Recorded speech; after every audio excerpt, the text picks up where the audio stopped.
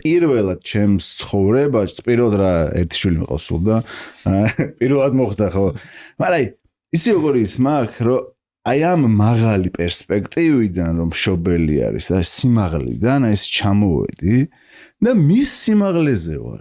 ხო ამას გადადანეთი მნიშვნელობითაც ვამბობ და თან პირდაპირ მნიშვნელობით რა. რომ ველაპარაკები თუ დგევარ ვცდილობ რომ დაუჯდე და აი მართლა გავუსწორო რა. და ეს დასწავლადი უნარია.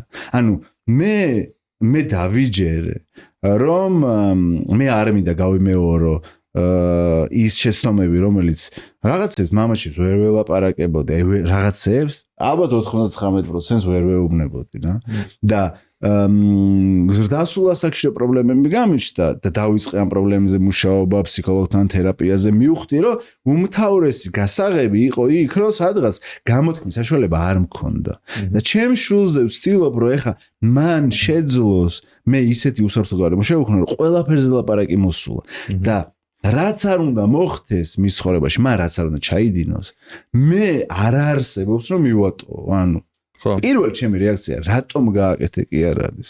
ანუ თუ გააკეთე ცუდად ხარ, რითი დაგეხმარ.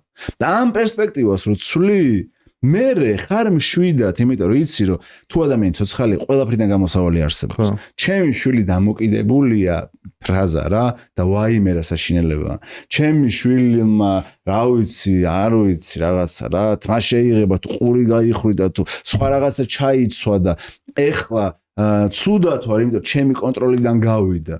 ნიშნავს რომ აი ცირაშვები რომ ამ ადამიანს რომელიც შენ მოვლინე ამ ქვეყანაზე ხელს უწყობ რომ ისეთ ღრმა აი ამ რაღაც სპირალში შევიდეს ტრამვების რა რომ 40 წლის ასაკში აქედან გამოსვლა ძალიან გაუჭირდეს.